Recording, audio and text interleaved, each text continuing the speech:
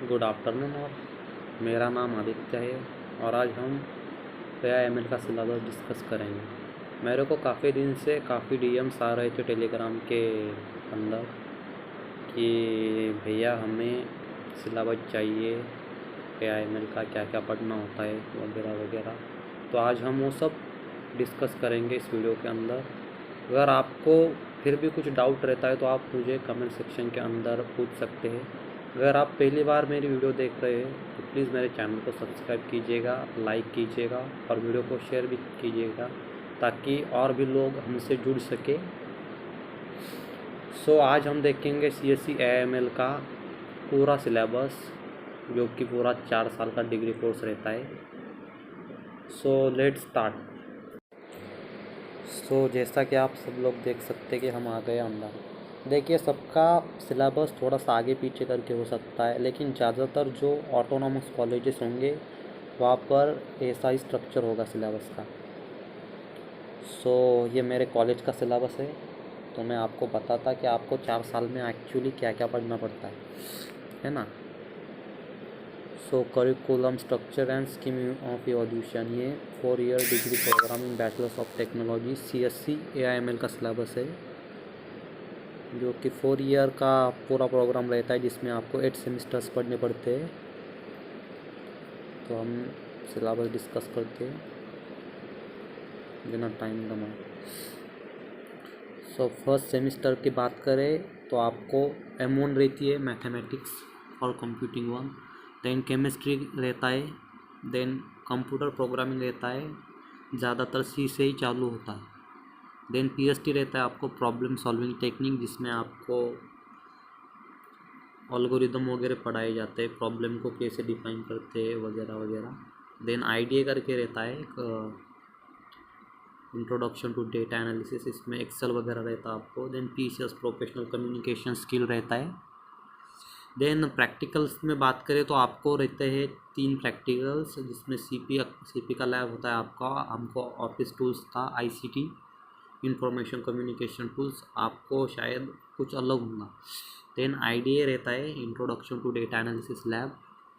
Then आप एक yoga, sport, music analysis, इसमें से एक ले सकते हैं। ये आपके कॉलेज पे डिपेंड करता है वो आपको क्या ऑफर करते हैं। देन हम सेकंड सेमेस्टर की बात करें तो यहाँ पर आपको M2 पढ़ाई जाती है, mathematics for computing 2। Then physics रहता है आपको, इंजीनियरिंग फिजिक्स या फिर क्वांटम फिजिक्स एंड मटेरियल करके। देन हमें UPS थी, ऑब्जेक्ट ओरिएंटेड प्रोग्रामिंग, हमें जावा थी, आपको शायद C++ होंगी डिपेंडिंग अपॉन और college syllabus.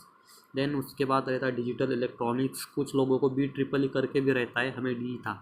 Then introduction to AI and ML, then IKS Indian knowledge system. Then lab में आपको जावा की लैब हो सकती है, अगर आपकी C++ है तो उसकी लैब होंगे आपको। देन वेब डेवलपमेंट पढ़ाया जाता है, इसमें रहता है HTML, CSS और JS। देन लाइब्रल लर्निंग कोर्स, हमें वैदिक मैथ था, आपको शायद कुछ और हो सकता है।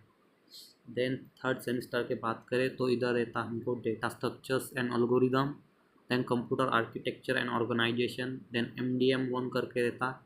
हमें IoT लेना पड़ा क्योंकि बाकी का ऑफ़र नहीं था हमारे लिए, सिविल था उसमें मेरे को इंटरेस्ट नहीं था तो मैंने IoT ले लिया है। अभी आपके कॉलेज पे डिपेंड करता है कि वो आपको क्या क्या ऑफ़र करते हैं। अगर आप CS IT ब्रांच से है तो शायद आपको कोई हार्डवेयर का ही लेना पड़े, अगर आप हार्डवेयर के हो तो आपको सॉफ्टवेयर भी ऑफर कर सकते हैं। देन ओपन इलेक्टिव वर्क रहता है, इसमें हमें एप्टीट्यूड थी इस बार प्लेसमेंट सेल की। Then engineering, economics, ethics in IT, दो बेसिक सब्जेक्ट रहते। देन लैब में डेटा स्ट्रक्चर रहता, बहुत इंपॉर्टेंट सब्जेक्ट है आपके प्लेसमेंट को लेके भी। देन प्रोग्रामिंग स्किल लैब रहती है, हमें JS एंड रिएक्ट, मतलब एडवांस लेवल का थोड़ा सा कंसेप्ट है जावा स्क्रिप्ट की इसमें। Then hardware and networking lab रहती है। देन कम्युनिटी एंगेजमेंट प्रोजेक्ट रहता है, इसमें आपको टीम बनानी पड़ती, 9 से 10 मेंबर्स का ग्रुप रहता और आपको कोई भी एक अच्छा प्रोजेक्ट एग्जीक्यूट करना पड़ता है। इसके शायद से 50 से 100 मार्क्स रहते हैं। देन अब आते हैं हम फोर्थ सेमेस्टर में, इधर आपको पढ़ाया जाता है ऑपरेटिंग सिस्टम, पाइथन प्रोग्रामिंग, जो कि बहुत डिमांडेड लैंग्वेज है, आज के ज़माने में हर जगह यूज़ होती हो, AI ML डेटा साइंस में। देन MDM2, वही मैंने IoT आपको ये बताया। ओपन इलेक्टिव 2 में इसमें भी वेरियस सब्जेक्ट रहते हैं। हमने एप्टीट्यूड हो गई हमारी, तो हमें इमोशनल इंटेलिजेंस वगैरह लेना पड़ेगा।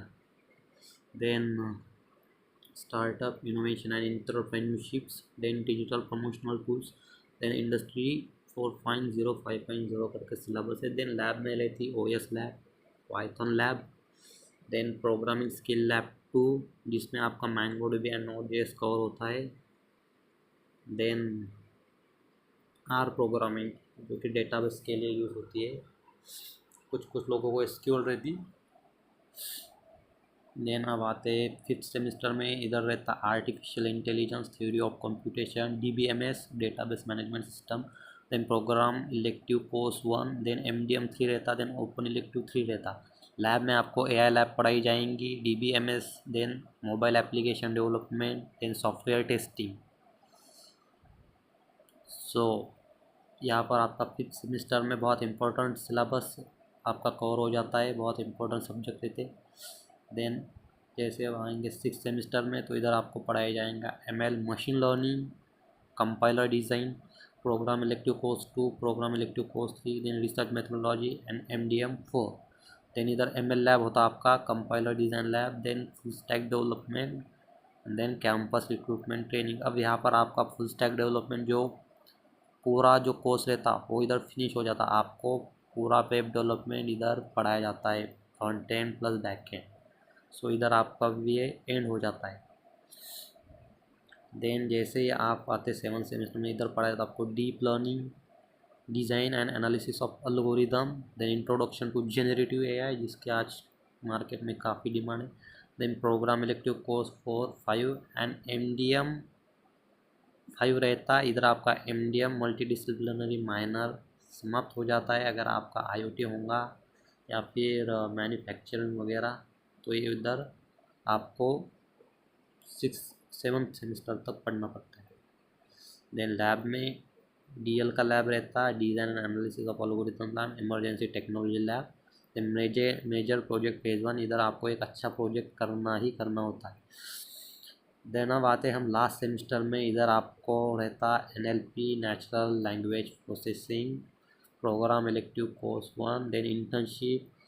हम ऑटोनॉमी कॉलेज में हमारे लिए इंटर्नशिप करना तो कंपलसरी रहता है, आपके भी कॉलेज में इंटर्नशिप करना शायद कंपलसरी होगा अगर आप एक ठीक ठाक कॉलेज से बिलोंग करते हैं तो। And then major project phase 2, तो आपको फाइनल ईयर में 2 प्रोजेक्ट तो अच्छे करने ही पड़ते हैं। देन प्रोग्राम इलेक्टिव में आप prompt engineering, virtual and augmented reality, multimedia computing, इसमें से कुछ ले सकते हैं। तो दोस्तों ये पूरा सिलेबस था कि आप 4 ईयर में क्या क्या पढ़ेंगे। हो सकता है आपका सिलेबस थोड़ा सा चेंज करके हो या आगे पीछे, बट आपको चीज़ें ऐसे ही पढ़नी पड़ती है। तो यहाँ पर हमारा 4 ईयर का डिग्री कोर्स कंप्लीट हो जाता है इस सिलेबस के साथ।